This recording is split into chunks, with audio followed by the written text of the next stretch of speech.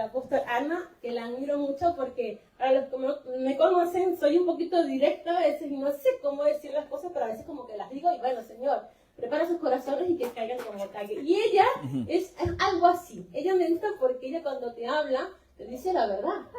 Y si te duele, bueno, bien, pero si no te duele, bueno. Y la verdad es que las veces que he hablado con ella me ha dado palabras muy sabias y que te hace como que, oh, pero tiene razón.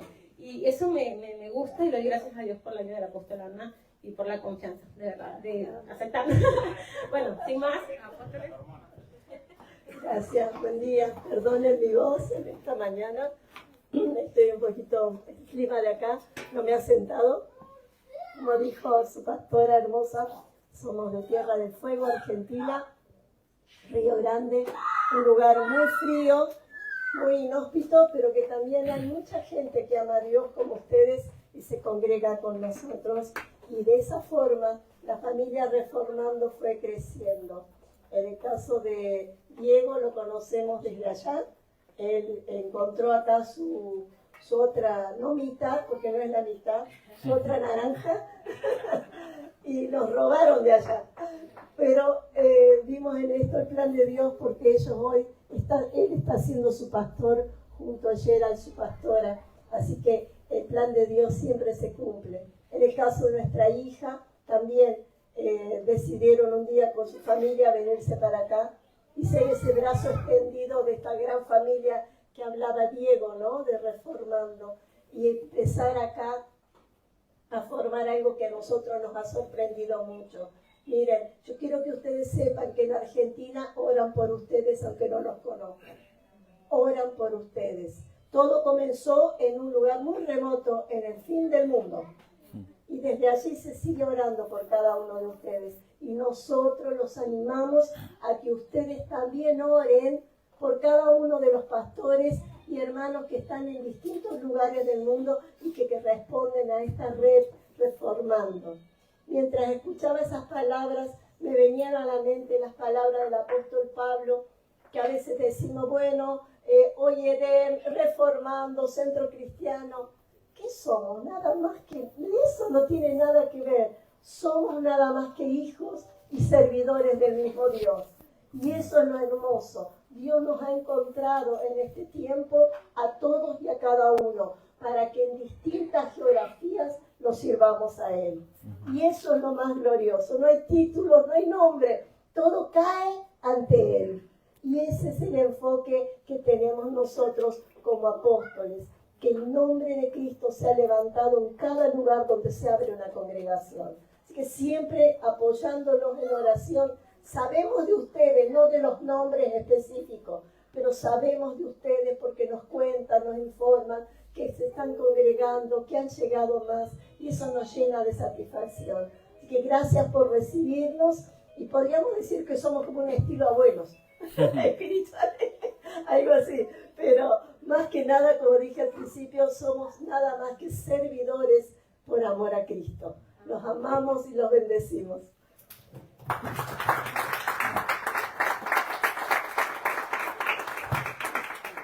Buenos días, ¿cómo están?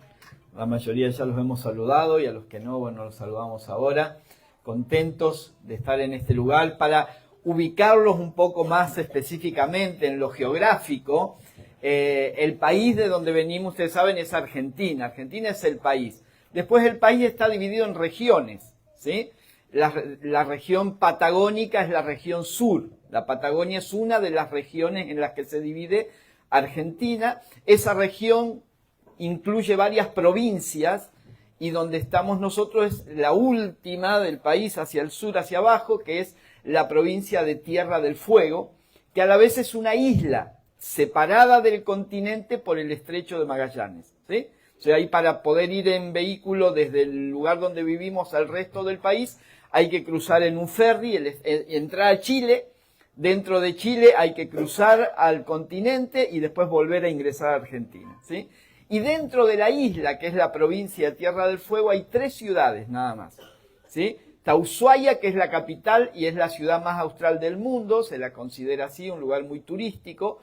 Al medio hay una pequeña ciudad que se llama Tolwyn, que en el idioma Yernam, que es el idioma original de los que vivían ahí, se llama o significa corazón, y más hacia el norte, sobre la costa del Atlántico, está la gran ciudad de Río Grande. Ahí vivimos nosotros, ¿sí? Ahí nos ubicamos mejor. Muy bien. Entonces, ahí estamos desde hace 37 años, llegamos siendo muy jóvenes con mi esposa, para poder, y nuestras hijas, 2 teníamos en ese momento, después nos nacieron allí 2 más, para establecer una congregación. Y no imaginábamos hace 37 años que de esa congregación que empezó en una casa, compartíamos el otro día en Blanes, que estábamos también en una casa, y decíamos, así comenzamos, ¿no? En la sala de la casa, un grupito de 5 o 6 personas. Por eso siempre digo que nunca hay que menospreciar el tiempo de las pequeñeces, ¿no? De lo pequeño, cuando algo comienza pequeño, porque en la dinámica del reino todo lo que comienza pequeño crece y se desarrolla. Y de ese pequeño grupo comenzaron a surgir otras congregaciones. Ahora, por ejemplo, en la isla de Tierra del Fuego tenemos en la ciudad de Río Grande 3 congregaciones y otra en Tolwyn y 2 más que estamos trabajando con ellos en Ushuaia. Así que son 6 congregaciones ahí en la isla, ¿no? Después en la parte norte de la Patagonia hay 5 congregaciones más en un sector allí, una más en Chile, y después se han ido agregando congregaciones en otras partes ya más del centro y norte del país, como en México, como dijimos, aquí todas las congregaciones Edén, en Venezuela también. Entonces, de ese pequeño grupo surgió todo un trabajo que Dios nos ha permitido. Hoy ya no estamos nosotros cumpliendo la función de pastores de una congregación. La congregación que fundamos quedó allí con nuestro hijo Samuel y su esposa, y creo que estuvo Samuel aquí, ¿sí, no? Estuvieron aquí, ustedes los conocieron, ellos son los pastores junto a un equipo allí en la congregación de Río Grande, y nosotros estamos ya más dedicados a la tarea apostólica, que es visitar, viajar, estar con las congregaciones, con los pastores también. Por eso estamos 3 meses, ahora vinimos a estar aquí en España, y tenemos esa libertad de movimiento, ¿no es cierto?, y dedicarnos a esta tarea. Así que agradecidos al Señor por este tiempo. Muy bien, les repaso un poquito. Miren, venimos desde el viernes, estuvimos en Blanes, ayer estuvimos en Terraza recorriendo así las congregaciones. Ahora esta semana que viene, Dios mediante, vamos a Galicia a conocer allí también este lugar, en Obarco. Pero estamos hablando acerca de la iglesia peregrina, dentro del tema iglesia que ustedes están desarrollando también. Y el viernes compartimos que la iglesia, una de las características, no voy a resumir un poquito, una de las características de la iglesia peregrina es que no toma la forma de este mundo. Dijimos, no está formateada, ¿no? Por el sistema de este mundo, no se acomoda, no se amolda, no entra en el molde del sistema de este mundo. Ayer en Terraza mi esposa compartía también que la iglesia peregrina busca y ama las cosas eternas y las cosas que Dios ama, y allí también pone su esperanza. Y yo quiero compartir hoy un mensaje que le puse como nombre extraterrestres. ¿Está bien? ¿Cuántos quieren que hablemos de los extraterrestres? Muy bien. Algunos hablan de extraterrestres que no conocen. Nosotros vamos a hablar de extraterrestres de lo que sí conocemos. ¿Está bien? Miren, en la Biblia hay 2 visiones muy contrastantes de 2 personas, 2 hombres relevantes, cada uno en su tiempo. Uno fue en la antigüedad el rey Salomón. Salomón fue un rey de Israel, fue uno de los hombres más sabios y más ricos que se conoció en la historia. Salomón escribe un libro de la Biblia llamado Eclesiastés, que significa el predicador, ¿sí? Y en ese libro ya Salomón lo escribe en su ancianidad. Por alguna razón, él se dejó justamente, se amoldó al sistema del pensamiento del mundo y desarrolló una mirada temporal de las cosas, ¿sí? Después les voy a leer un poquito, pero solamente ahora quiero hacer este resumen. Una mirada temporal. Y lo que vemos en Salomón, todo eso está en el libro Tiempo y Eternidad, que lo desarrollamos allí ampliamente. al desarrollar una mirada temporal, esa mirada temporal lo llenó de frustración. Porque todo lo temporal nos frustra. Tarde o temprano nos va a frustrar. Pero después, muchos años después, nos encontramos en el Nuevo Testamento con un hombre llamado Saulo de Tarso, que cuando él se convierte a Cristo toma el nombre de Pablo. Dios le da el nombre de Pablo, el apóstol Pablo, el que escribió más de la mitad del Nuevo Testamento, fundó tantas iglesias en Asia Menor y en parte de Europa. Y Pablo desarrolla una mirada eterna en contraposición a Salomón, ¿no? Y esa mirada eterna lo llenó de confianza. Así que miren, acá tenemos dos principios. Una mirada temporal de la vida nos llena de frustración, pero una mirada eterna nos llena de confianza. ¿Amén? Ahí empezamos a entender un poquito. La pregunta es, ¿qué mirada tenemos nosotros de la vida? ¿Una mirada temporal como la de Salomón o una mirada eterna como la que tenía Pablo, ¿no? Entonces de esto vamos a estar compartiendo y a partir de ahí surgen tres interrogantes que solamente no los voy a desarrollar, pero solamente quiero mencionarlos.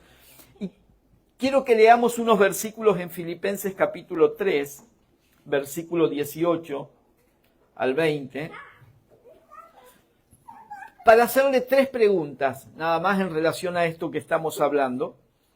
Filipenses 3, versículo 18 dice: como les he dicho a menudo y ahora lo repito hasta con lágrimas, muchos se comportan como enemigos de la cruz de Cristo.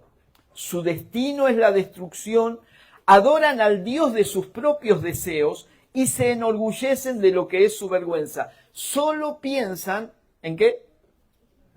En lo terrenal, ¿sí?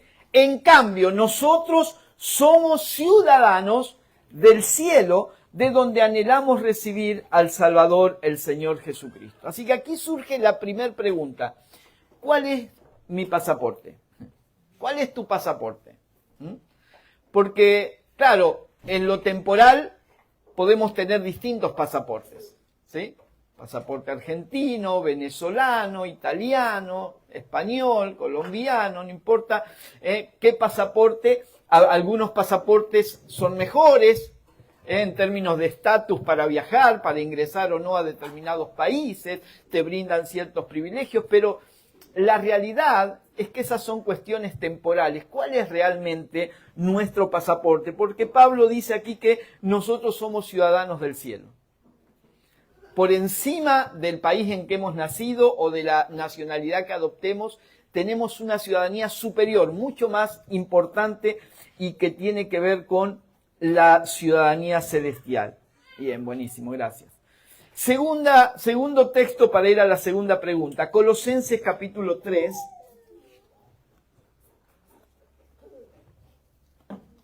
Versículo 1. Ayer lo compartí a mi esposa. Seguramente los que han estado en las distintas reuniones escucharán algunas cosas repetidas, pero estamos tratando de ver lo mismo desde diferentes ángulos, ¿sí? Colosenses 3:1 dice: ya que han resucitado con Cristo, busquen las cosas de arriba donde está Cristo sentado a la derecha de Dios, concentren su atención en las cosas de arriba, no en las de la tierra, pues ustedes han muerto y su vida está escondida con Cristo en Dios. Segunda pregunta, ¿dónde está puesta tu atención? ¿Sí? ¿Cuál es tu pasaporte y dónde está puesta tu atención? Pablo dice que si hemos resucitado con Cristo, nuestra atención tiene que estar en las cosas de arriba. Pero ese arriba no es arriba geográfico. Ese arriba tiene que ver con una naturaleza, que es la naturaleza celestial, ¿sí? Y vamos a la tercera, que la encontramos en 1 Corintios capítulo 15. 1 Corintios capítulo 15, versículo 47 al 49. El primer hombre era del polvo de la tierra, el segundo hombre del cielo. Quiero aclarar aquí esto. Cuando Pablo está hablando aquí sobre el primer hombre y el segundo hombre, o el primer Adán y el postrer Adán, o el segundo Adán, el primer Adán ya sabemos cuál fue, el de Génesis capítulo 1, ¿sí? El segundo es Cristo. Es Cristo, siempre se refiere a Cristo como el segundo Adán. Entonces, el primer hombre, Adán, era del polvo de la tierra. El segundo hombre, Cristo, es del cielo. Como es aquel terrenal, así son también los de la tierra. Y como es el celestial, así son también los del cielo. Y así como hemos llevado la imagen de aquel hombre terrenal, llevaremos también la imagen del celestial. ¿Sí? La tercera pregunta es, ¿cuál es la imagen que reflejas? ¿Sí? Pablo dice que antes manifestábamos o expresábamos una imagen, llevábamos una imagen que era la del terrenal. Quien nos veía a nosotros veía todo lo terrenal. Ahora que estamos en Cristo, llevamos la imagen del celestial. Entonces, quien nos ve, ¿qué debe ver en nosotros? Lo celestial, ¿sí? Así que, 3 preguntas para que la tengas allí en mente, después cada uno la puede trabajar en su casa, ¿sí?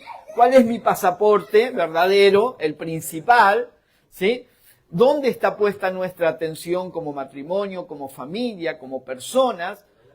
Y tercero, ¿cuál es la imagen que reflejamos? ¿Sí? Entender esto, o sea, tener como nuestra ciudadanía principal el cielo, ¿sí? Tener nuestra atención puesta allí y llevar la imagen del celestial, todo eso es posible porque dice la Biblia y dice el mismo apóstol Pablo en la carta a los Efesios, que hemos sido sentados con Cristo en los lugares celestiales. ¿Sí? Dios nos ha trasladado en su espíritu a los lugares celestiales. Por eso entendemos que la iglesia peregrina está posicionada en esos lugares, en los lugares celestiales, identificada con la ascensión de Cristo, y eso tiene implicancias directas. La Biblia dice que cuando Cristo murió, nosotros morimos con Él. Y cuando Él resucitó, nosotros resucitamos con Él. Y cuando Él ascendió, nosotros ascendemos con Él. Por eso estamos en los lugares celestiales. O sea que ya no somos de la tierra. Y si ya no somos de la tierra, ¿qué somos? Extraterrestres. ¿Está bien el razonamiento? ¿Está bien? Muy bien. Entonces, ahora yo quiero que, porque a veces decimos cosas que son verdades, pero no siempre alcanzamos a entender lo que implica eso. Entonces, cuando decimos ascender y ser del cielo y no de la tierra, ¿qué significa eso? Yo quiero darle algunas respuestas bastante lógicas, pero que no están reñidas con la fe para nada, con respecto a qué es ascender. Número 1, ascender es despegarse de la tierra. No hace falta una revelación para eso, ¿no? Ascender es ir despegándose de la tierra, ¿sí? Y despegarse de la tierra, de lo terrenal, significa algunas cosas. Por ejemplo, ascender o despegarse de la tierra es romper con una ley natural. Esto es pura lógica, ¿está bien? ¿Cuál es la ley natural que nos mantiene a ras del piso? La ley de gravedad, ¿sí? Entonces, si yo tomo cualquier objeto y lo suelto, no queda flotando. Hay una ley natural, que es la ley de la gravedad, que lo empuja hacia abajo y se mantiene como nosotros a ras del piso. Entonces, ¿sí? Fíjense que este es el ámbito, el estar ligado al ras del piso, es el ámbito natural de la serpiente. ¿Por dónde anda una serpiente? Por el piso, no anda volando, ¿no? Ahora, usted sabe que cuando el hombre y la mujer desobedecieron a Dios en el Edén y comieron la comida que no debían haber comido, el fruto que no debían haber comido, ellos fueron engañados por una ¿qué? Serpiente, ¿sí? Y Dios maldijo a la serpiente que los había engañado. ¿Y cuál fue el castigo para la serpiente? Que se arrastraría. ¿Qué significa eso? Que antes posiblemente no se arrastraba.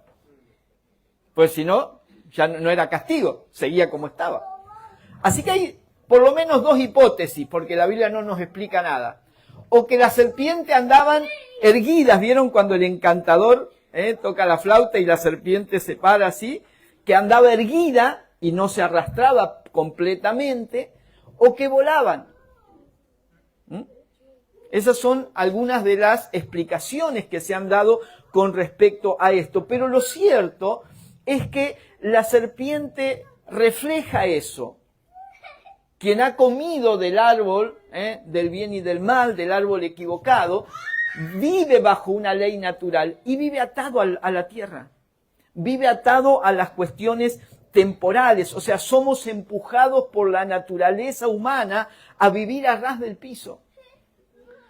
Vivir a ras del piso en el plano espiritual significa no tener conciencia de las cosas espirituales, porque toda nuestra mente, toda nuestra atención, toda nuestra vida gira en torno a lo que está acá abajo. Gira en torno a lo que nos rodea y no podemos ver otra cosa. Por eso solamente una fuerza superior nos puede elevar. ¿Cómo hace un avión para volar? Hay una fuerza superior que vence la ley natural de la gravedad y lo hace elevarse. ¿Estamos bien? ¿Sí? Ahora mire lo que dice la Biblia. Vamos a Romanos capítulo 8, por favor.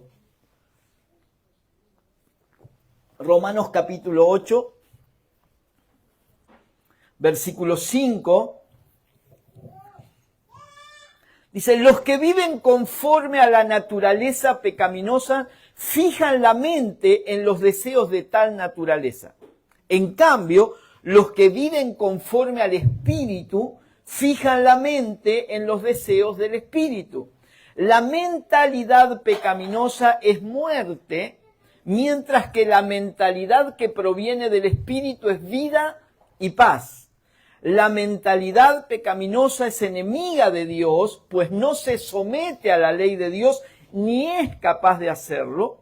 Los que viven según la naturaleza pecaminosa no pueden agradar a Dios. Sin embargo, ustedes no viven según la naturaleza pecaminosa, sino según el Espíritu. Y si alguno no tiene el Espíritu de Cristo, no es de Cristo. ¿Cuál es la fuerza que nos permite elevarnos sobre la faz o del ras de la tierra, elevarnos a la dimensión del Espíritu? Es la fuerza del Espíritu, es la vida del Espíritu. Cuando cada persona conoce a Cristo, recibe la vida del Espíritu, recibe al Espíritu Santo, que es la persona de Dios viviendo dentro de nosotros, y esa vida del Espíritu es la única fuerza que nos permite elevarnos. Esto no lo puede hacer la religión. La religión nos impone leyes, la religión nos impone cosas que el ser humano no es capaz de hacerlo.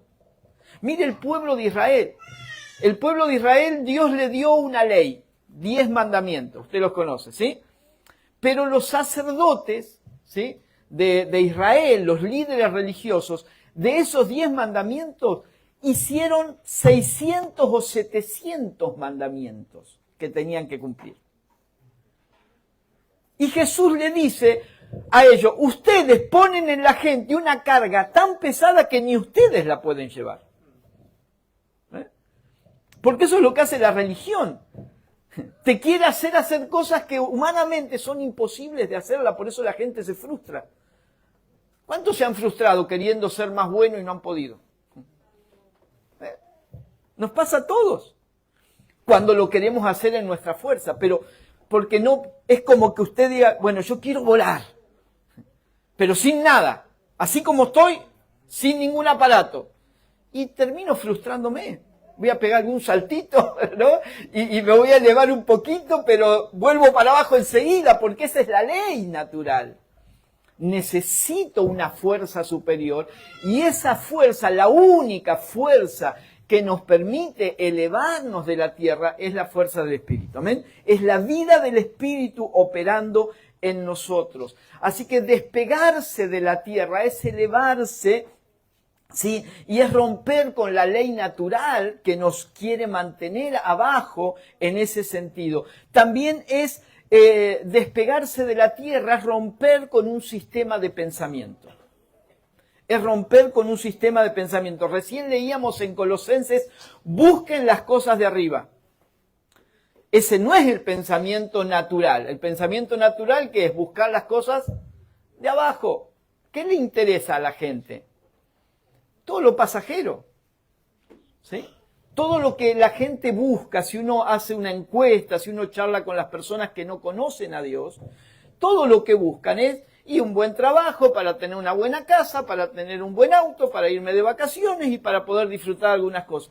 Y eso es todo, no le pidas más porque no hay otro objetivo más en la vida, porque todo está ligado a esto, a lo pasajero, a lo temporal, ¿sí? Dice también allí Colosenses que leímos, concentren su atención en las cosas de arriba. Eso es despegarnos de un sistema, romper con un sistema de pensamiento que nos quiere mantener centrados acá en lo que a mí me pasa, en los problemas, en las circunstancias, pero no me permite ver más allá las cosas espirituales, ¿sí? Leíamos estos días allí en Blanes, Romanos 12:2, que dice, no se amolden al mundo actual, o sea, no tomen la forma de pensamiento del mundo actual, sino sean transformados mediante la renovación de su mente, así podrán comprobar cuál es la voluntad de Dios buena, agradable y perfecta. ¿Quién es el que puede conocer el querer de Dios, la voluntad de Dios que tiene estas tres características, buena, agradable y perfecta? ¿Quién es el que la puede entender? El que rompe con la ley natural o con el pensamiento natural que está centrado en todo lo terrenal. Romper o despegarse de la tierra también es romper con un sistema de conducta. Es romper la ley natural que nos mantiene abajo, es romper con un sistema de pensamiento y es romper con un sistema de conducta, ¿sí? Lo vimos recién allí en Colosenses. Mire, nuestra naturaleza determina nuestra mentalidad y nuestro sistema de valores. Quien es gobernado por la naturaleza humana, su mentalidad y su sistema de valores van a estar arraigados a la tierra. Ahora, el que recibe la nueva naturaleza, que es la naturaleza divina, es la naturaleza de Dios, entonces su sistema de pensamiento y su sistema de valores serán diferentes. Ahora, nuestra mentalidad y nuestro sistema de valores determinan la conducta. ¿Qué es lo que determina la conducta de una persona? Lo que piensa y los valores que tiene la vida. Eso determina cómo se va a comportar en la vida una persona. Por eso necesitamos romper con un sistema de conducta que es el que caracteriza a las personas que viven atadas a lo terrenal. Fíjense, Colosenses 3:8, vamos a leer. Ayer mi esposa lo leía también a esto. Solamente para mencionarlo. Colosenses capítulo 3, versículo 8. Pero ahora abandonen también todo esto. Mire, enojo, ira, malicia, calumnia y lenguaje obsceno. Dejen de mentirse unos a otros ahora que se han quitado, ¿ven?, el ropaje de la vieja naturaleza con sus vicios y se han puesto el de la nueva naturaleza que se va renovando en conocimiento a imagen de su creador. ¿Ven? Entonces, la conducta que nosotros manifestamos en el hogar, en el trabajo, en cualquier ámbito en el que nos movemos, está determinada por lo que pensamos y por los valores. Y cuando nos quitamos la vieja naturaleza y nos renovamos en la naturaleza divina, entonces ahí es donde rompemos con un sistema de conducta y empezamos a manifestar la imagen del celestial. ¿Cuántos van entendiendo? Así que en primer lugar dijimos que ascender es despegarse de la tierra, ¿está bien? Eso es ascender. Número 2, ascender es elevarse a una nueva dimensión.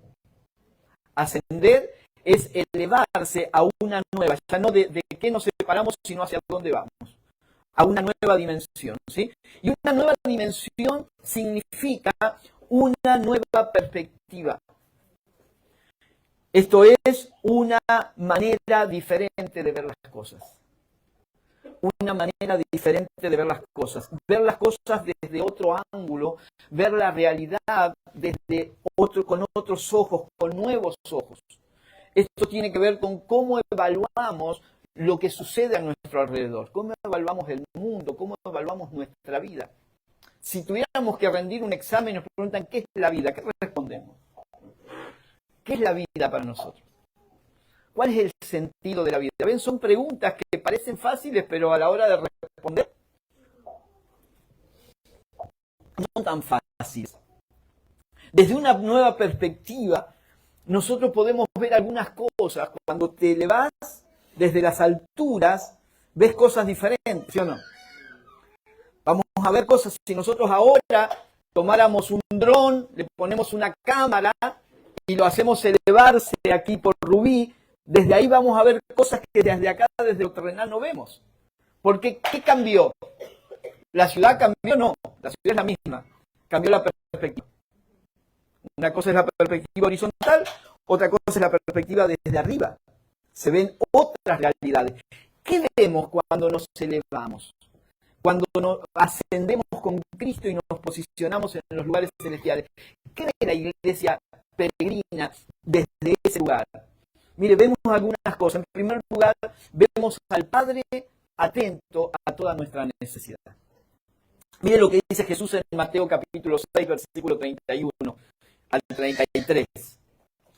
Mateo 6, 31 al 33. Son cosas que las sabemos, que las hemos leído, pero el tema es que hay que tomarlas en serio. Porque hay cosas que la Biblia dice que las sabemos, decimos, sí, la Biblia dice, pero después a la hora de vivirlo es como que quedan a un costado, ¿no? Y son cosas que tenemos que tomar en serio. Mire, Mateo 6, 31 dice, así que no se preocupen diciendo qué comeremos, o qué beberemos, o con qué nos vestiremos. Porque los paganos, y ahí podríamos poner los que viven a ras del suelo, como la serpiente, los que se arrastran, ¿no? Los que no tienen una perspectiva más elevada, los paganos andan tras todas esas cosas, comer, beber, vestirse, ¿sí? Y el Padre Celestial sabe que ustedes las necesitan. Más bien, busquen primeramente el reino de Dios y su justicia, y todas estas cosas les serán añadidas. ¿Ve? ¿Cómo cambia la perspectiva? Pero desde lo terrenal, ¿cuál es nuestra preocupación de todos los días? ¿Qué comeremos? ¿Qué beberemos? ¿Con qué nos vestiremos? Si voy a tener, si no voy a tener. Si llego a fin de mes, si no llego a fin de mes. Si voy a tener para la renta, si no voy a tener para la renta. ¿Sí? O sea, todas estas cosas son las que nos preocupan cuando vivimos a ras del piso. Ahora, cuando nos elevamos y desde otra perspectiva podemos ver al Padre. Por favor, grábese esa palabra. Dios es papá, padre. Yo no sé cuál es la figura que tengas de padre. Algunos tienen una buena figura de padre, otros una mala figura de padre, otros ni siquiera tuvieron padre. O sea, a nivel terrenal podemos tener distintas visiones de un padre, pero el Padre Celestial sabe que necesitamos todas estas cosas. Entonces, no se preocupen por eso, cambien la perspectiva, empiecen a mirar más allá. Obviamente que hacemos lo que tenemos que hacer, trabajamos, nos administramos lo mejor que podemos, pero no está toda nuestra vida, nos gira en torno a eso. Porque esas cosas están en las manos del Padre y el Padre sabe que las necesitamos. Más bien, y ahí nos eleva la vara, algo mejor, busquen primeramente el reino de Dios. Todo lo demás viene, pero busquen el reino de Dios primeramente. Entonces, desde la perspectiva más elevada, podemos ver a Dios ocupándose de nosotros. Esto es tan sencillo, pero tan importante de todos los días. ¿Por qué a veces no hay ni siquiera ganas de predicarle a alguien el Evangelio? Pues estamos tan centrados en nosotros mismos que poco me interesa muchas veces lo que le pasa al de al lado, al vecino. No, porque usted no sabe los problemas que yo tengo. No tengo ni tiempo para pensar en los problemas de otro. Esa es la vida a ras de piso. Pero la iglesia peregrina que se eleva sobre esa realidad puede buscar primeramente el reino de Dios. ¿Amén? Porque ve desde la perspectiva eterna, ve al Padre atento a todas nuestras necesidades. Dios está atento a tu necesidad. Yo no sé cuál es tu preocupación en esta mañana, pero Dios conoce esa preocupación y Dios está atento. No está ajeno, Dios no mira para otro lado. Él está atento a cada situación que nosotros podemos atravesar, ¿sí? Desde esa nueva perspectiva, además de ver a Dios atento al Padre, atento a nuestras necesidades, vemos al Hijo intercediendo por nosotros. Mire, vamos a Hebreos capítulo 2, por favor, versículo 14. Hebreos 2, 14.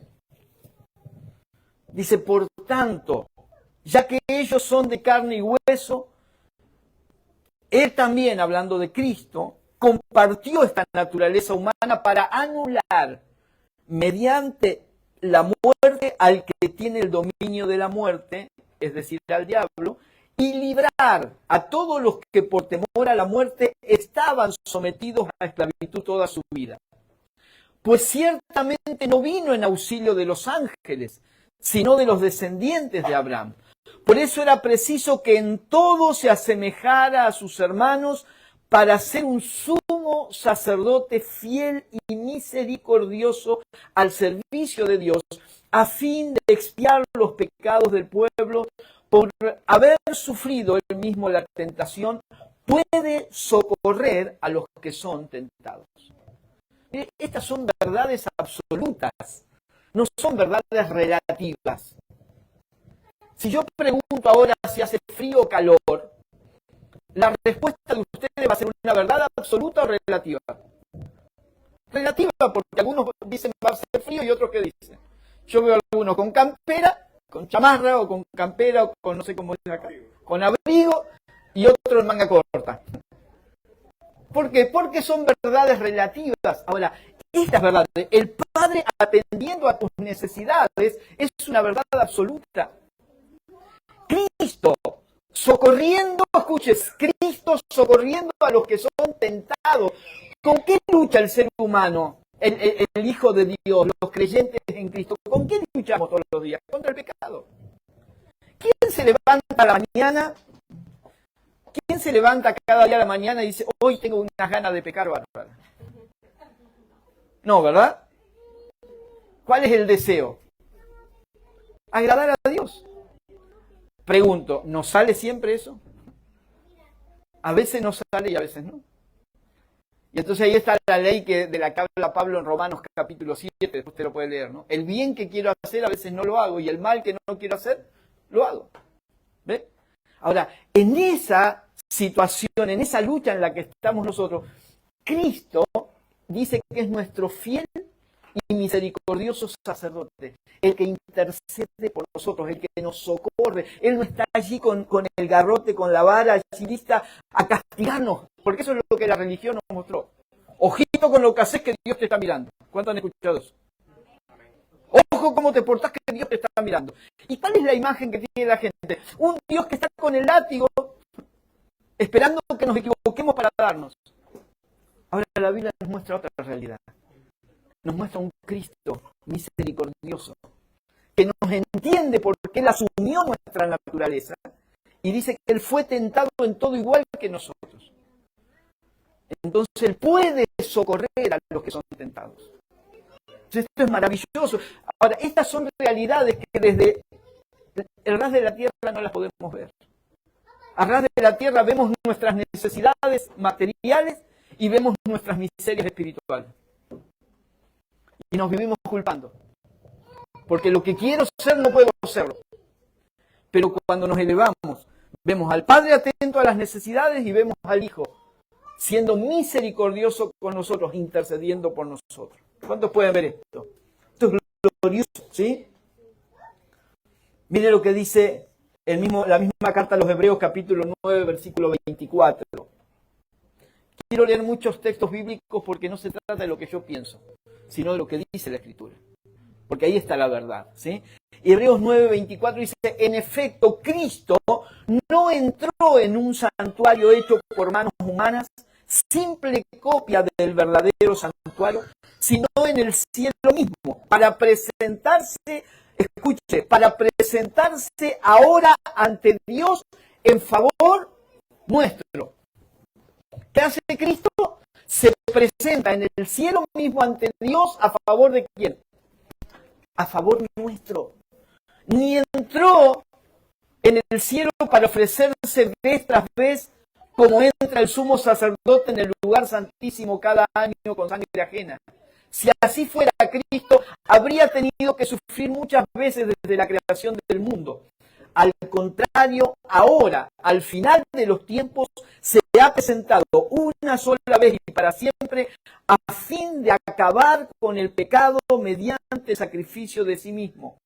Y así como está establecido que los seres humanos mueran una sola vez y después venga el juicio, también Cristo fue ofrecido en sacrificio una sola vez para quitar los pecados de muchos y aparecerá por segunda vez, ya no para cargar con pecado alguno, sino para traer salvación a quienes lo esperen.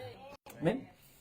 Quiero animarte en esta mañana a que podamos elevarnos en el Espíritu, por la fuerza del Espíritu de Dios, a tener otra perspectiva y poder ver al Padre cuidándonos, poder ver al Hijo intercediendo por nosotros. Desde esta perspectiva podemos ver también al Espíritu Santo asistiéndonos con poder, la Trinidad completa a favor nuestro. No estamos solos al querer vivir como Dios quiere que vivamos. El Señor Jesús le dice a los apóstoles en Hechos capítulo 1, versículo 8, cuando venga el Espíritu Santo recibirán poder. Ese poder tenía que ver con la facultad que nos es dada para poder agradar a Dios. Aún ese poder, la Biblia dice poder para ser testigos. Esa palabra testigos era la palabra mártir. ¿Por qué? Porque muchos de los discípulos del primer siglo tuvieron que morir por causa del Evangelio. ¿Qué fue el poder que los impulsó a soportar la cárcel, a soportar los azotes, a soportar ser apedreados, como le pasó a Pablo, a Esteban y a otros tantos? El poder del Espíritu Santo. Ahora mire lo que dice Romanos capítulo 8, versículo 26.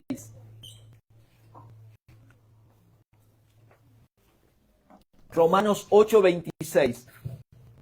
Asimismo, en nuestra debilidad, ¿cuántos se reconocen débiles espiritualmente? En nuestra debilidad, el Espíritu acude a ayudarnos. ¿Ven? El Padre atento, el Hijo a nuestro favor, el Espíritu Santo acude a ayudarnos. No sabemos qué pedir, acá está hablando más de la oración. No sabemos qué pedir, pero el Espíritu mismo intercede por nosotros con gemidos que no pueden expresarse con palabras. Y Dios, que examina los corazones, sabe cuál es la intención del Espíritu, porque el Espíritu intercede por los creyentes conforme a la voluntad de Dios. Así que el Padre nos atiende en nuestras necesidades, el Hijo nos socorre en la tentación y el Espíritu Santo nos ayuda cuando oramos. Ahora, todo eso, ¿sabe cuándo lo vemos? Cuando nos elevamos. Desde aquí abajo no podés ver nada. Vemos nuestra debilidad, vemos las necesidades que tenemos, vemos nuestras frustraciones, vemos que ni siquiera sabemos cómo orar, porque a veces le pedimos cada cosa a Dios. Que menos mal que Dios no nos da todo lo que le pedimos. Porque a veces le pedimos cosas que ni sabemos nosotros. Pero siempre Dios está allí para ayudarnos. ¿Cuántos dicen amén? Podríamos hablar tantas cosas, pero no quiero extenderme tanto. Quiero ir a lo tercero, que me parece maravilloso. Número 1, dijimos que ascender es despegarnos de la tierra, ¿sí? Que ascender es entrar a una nueva o elevarnos a una nueva dimensión, ¿sí? Y ahora número 3, ascender es conectarnos con el cielo. Esto es maravilloso, amados. Ascender es conectarnos con el cielo, con lo celestial, ¿sí? Y hay algunas cosas aquí que quiero compartirles. En primer lugar, conectarnos con el cielo se trata de conectarnos con los intereses celestiales. ¿Cuáles son los intereses celestiales? Los de la tierra ya lo sabemos. El tema es cuáles son los intereses celestiales. Cantamos una canción, ¿no? ¿Cuáles son tus intereses? ¿Qué deseos hay en mí? ¿Qué es lo que realmente tiene valor? ¿Cuáles son los intereses celestiales? Vamos a Mateo capítulo 18, por favor.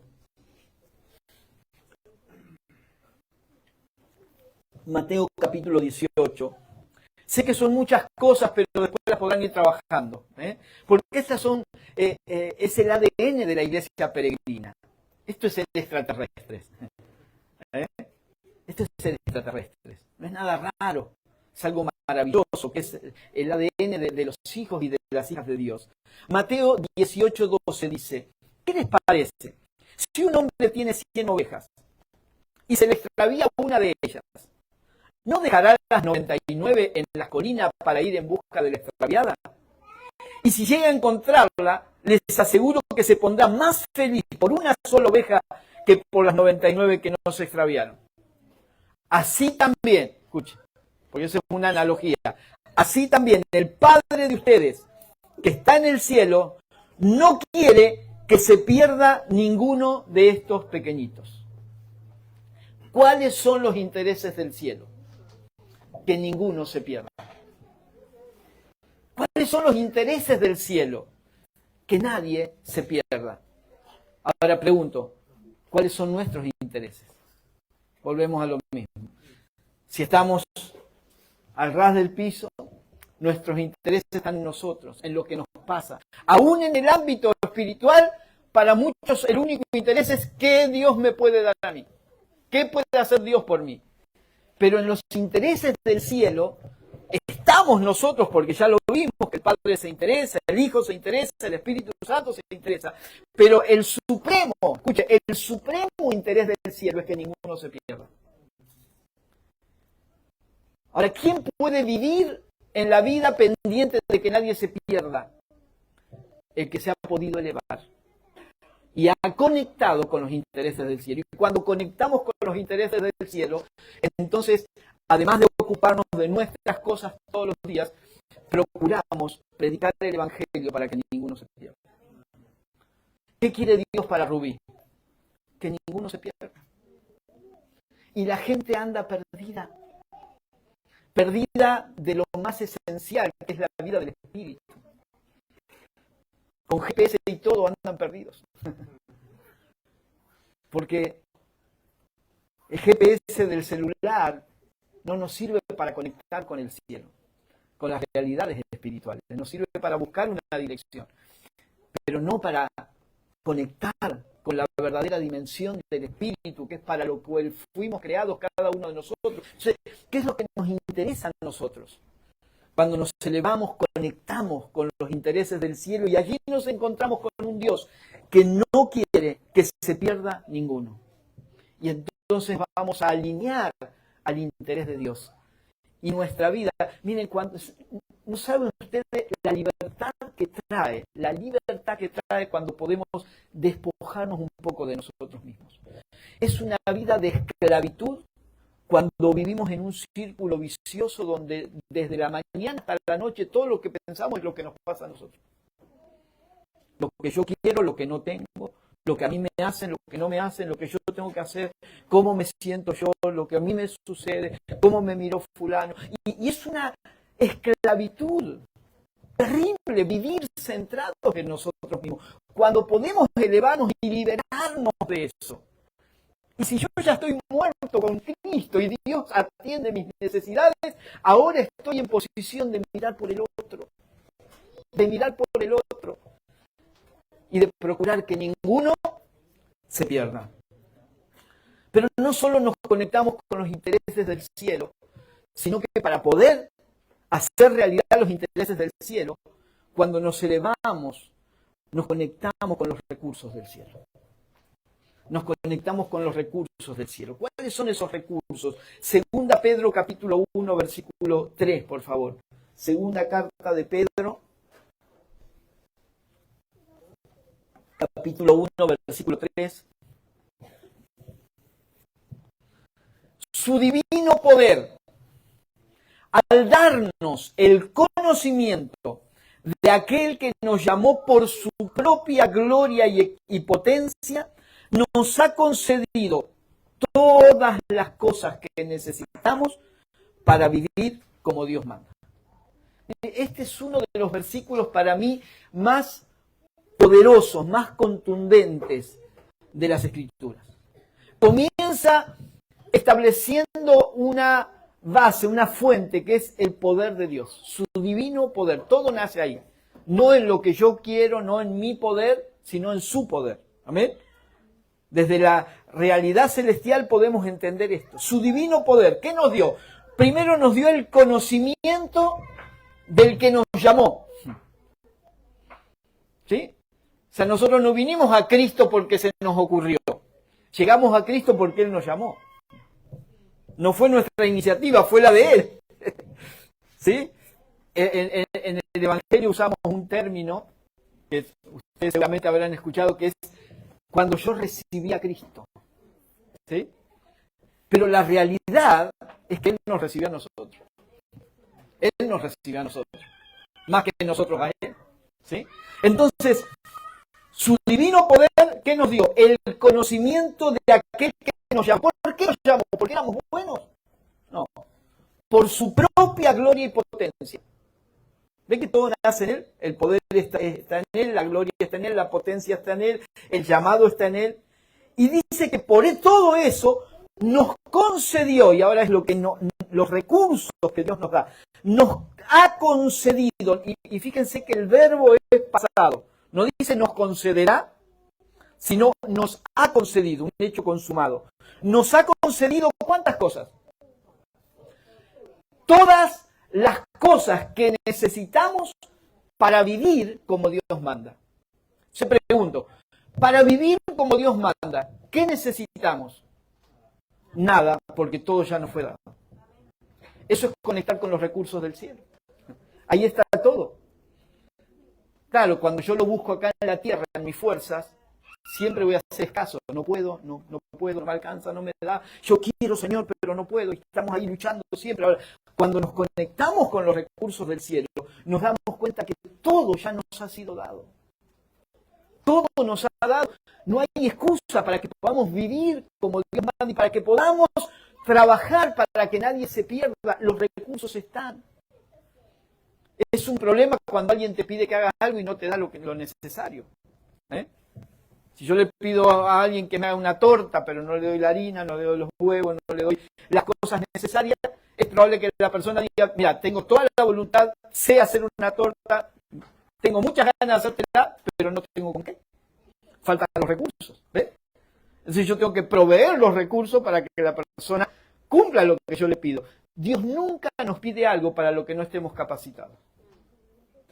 Si Dios nos pide que vivamos de una manera, Él ya nos ha dado todos los recursos. En Cristo, todos los recursos que necesitamos para vivir como a Él le agrada. ¿Cuántos dicen amén? Pero esto lo vemos desde esa dimensión. Si no lo vemos. Desde la dimensión de la religiosidad, usted eso no lo va a ver. Siempre vamos a ser escasos. Pero desde la realidad espiritual vemos, nos conectamos con los intereses del cielo, con los recursos del cielo y escuche, con los goces del cielo. Con lo que verdaderamente produce gozo, alegría en el corazón del ser humano.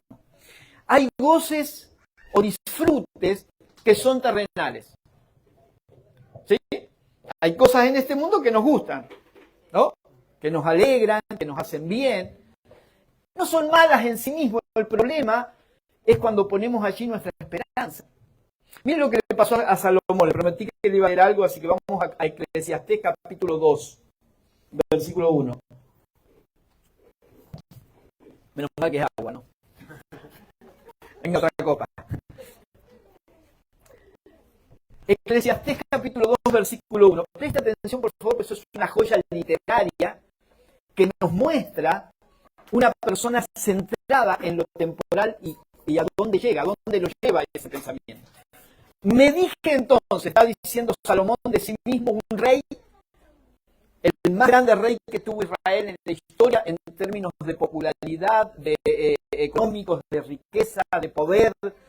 Me dije entonces, vamos pues, haré la prueba con los placeres y me daré la gran vida. Y mire, si alguien podía darse la gran vida era un rey. No había justicia que le impidiera hacer algo, no había ninguna ley que le impidiera, no había escasez económica, o sea, podía hacer lo que quería, con lo que quería y cuando quería.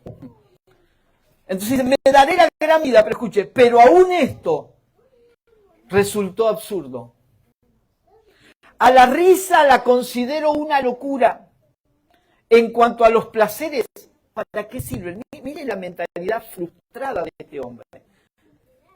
Quise luego hacer la prueba de entregarme al vino, si bien mi mente estaba bajo el control de la sabiduría, y de aferrarme a la necedad hasta ver qué de bueno le encuentra el hombre a lo que hace bajo el cielo durante los contados días de su vida. Y escuche, realicé grandes obras, me construí casas, no casitas, casas. Para que usted tenga una idea, el palacio que se construyó Salomón costó y tardó en hacerse el doble o más del doble de lo que tardó y lo que costó el templo de Salomón, que ya era una locura de lujo. Imagínense lo que era el palacio. O sea, cuando dicen me construí casas, no piensen en una casita de 100 metros cuadrados, en un piso. Casas de reyes. Me construí casas. Me planté viñedos. No una plantita de laurel para... Construí aljibes para irrigar los muchos árboles que allí crecían. Me hice de esclavos y esclavas y tuve criados y mucho más ganado vacuno y lanar que todos los que me precedieron en Jerusalén. O sea, tenía algo, ¿no? Uno dice, ¿de qué se puede preocupar una persona así? ¡Qué mayor felicidad! ¿No? Amontoné oro y plata y tesoros que fueron de reyes y de provincias. Me hice de cantores y cantoras y disfruté de los deleites de los hombres. Formé mi propio harén. Se dice que Salomón, y dice la Biblia, Salomón tuvo 300 esposas y 700 concubinas, 1000 mujeres. Eso incluye 1000 suegras.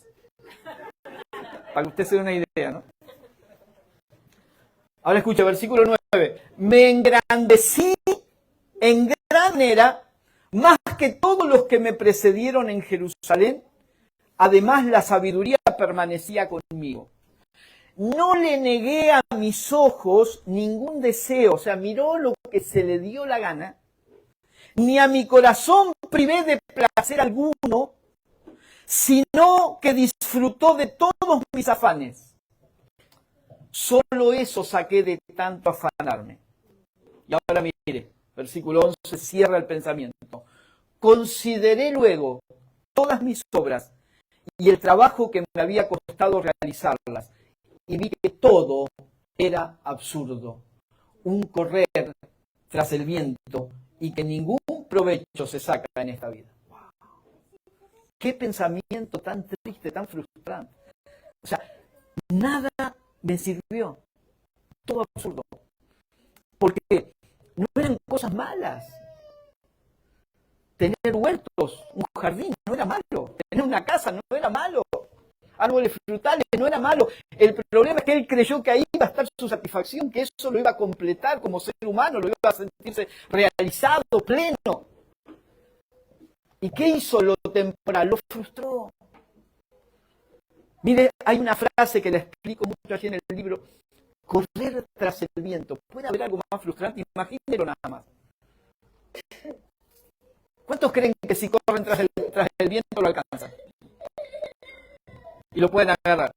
Imposible. O sea, ¿puede haber algo más frustrante que correr y creer al viento, va para allá, vamos, y corremos? No lo alcanzas nunca. Así es el que busca la felicidad en las cosas terrenales. Porque hoy creemos que la felicidad está en algo y cuando lo tenemos nos vamos a dar cuenta que no está allí y vamos a pensar que está en algo mayor. Y después en algo mayor. Correr tras el viento, no lo alcanzas nunca. Pero los goces celestiales son diferentes. Esos son los goces terrenales que frustran. Pero mire, vamos a Hechos capítulo 2, versículos 25 al 28. Hechos capítulo 2. Versículos 25 al 28.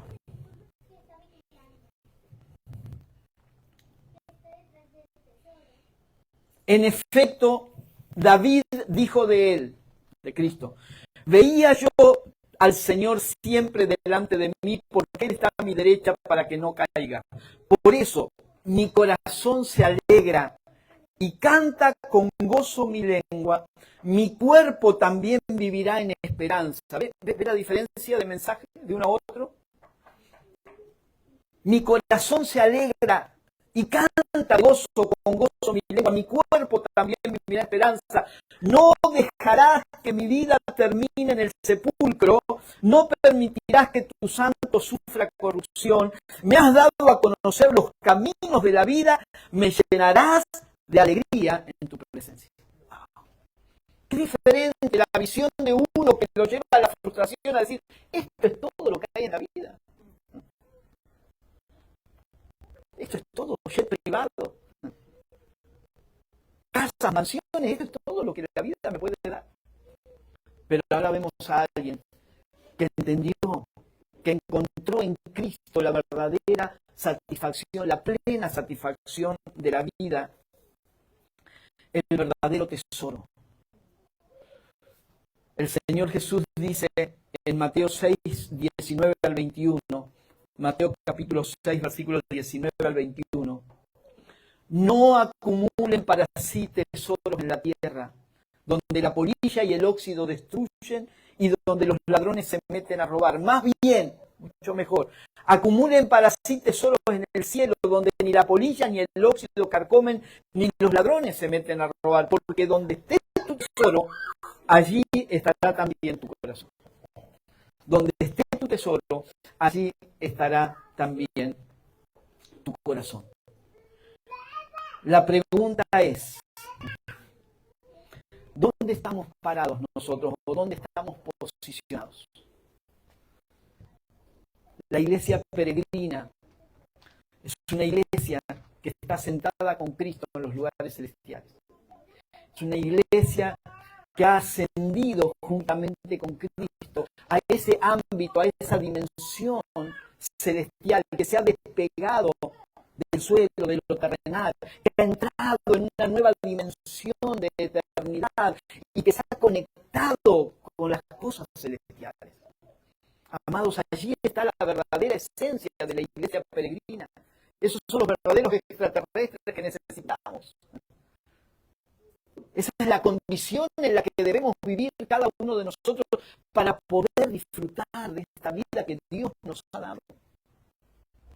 Despegarse de la temporalidad, elevarse hacia la dimensión eterna y conectarse con la realidad celestial. Es el camino que Dios nos ha trazado a cada uno de nosotros como parte de esta iglesia peregrina. Quisiera orar en esta mañana, si quieren ponerte de pie por un momento.